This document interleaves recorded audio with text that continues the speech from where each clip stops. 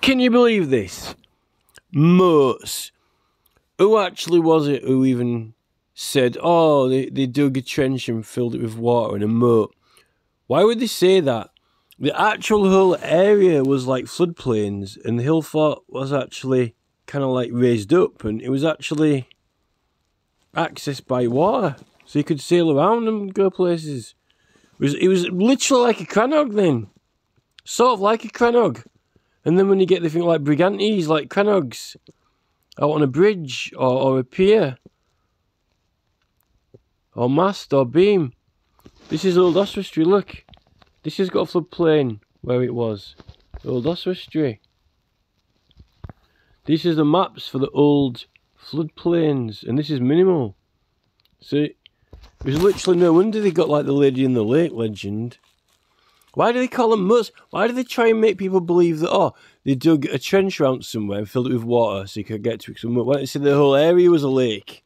The entire thing was, the whole area was a lake. Not a moat. I thought there's been some funny adverts going around. On the buses they've got those moats oats, and then they've got, oh, actually George Galloway has been talking about, he's got this moats thing on there. Like massive crannog basically. No wonder the Scottish had crannogs. We've got, so yeah, that's what, so no wonder Oswestry is pointing in that direction and that shape. That's on a lake, and it's the same as, I thought there was this, no, it's called Liverpool, it's flooded, it's all underwater. Hold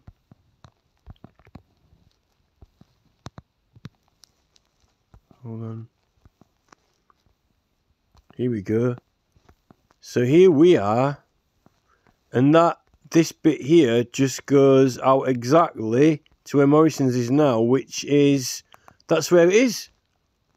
So there's literally an actual little avenue to the, so you actually got straight off the hill fort onto the river, and then sailed straight to the sea. It was like twice as wide, or 5 times as wide, from the actual one there.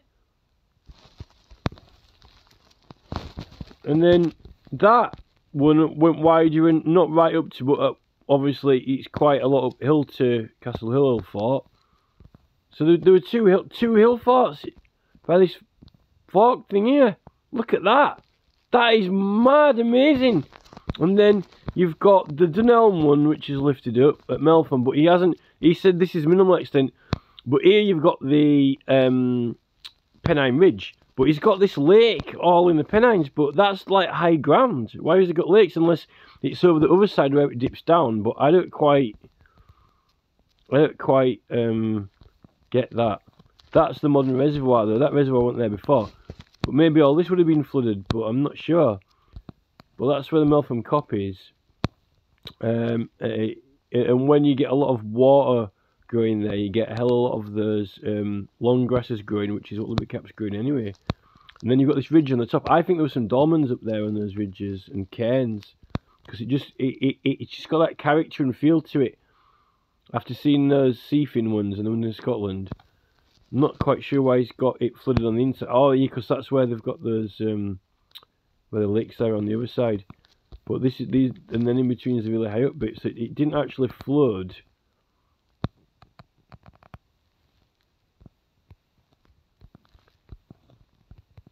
So wow. So we did have 3 sites. Actually, this, well, that's only there is a river that goes actually to Meltham. So, but that's just the flooding when it floods the land at the side. So obviously, when it trickled down, then it may not have flooded as much. So you could have sailed.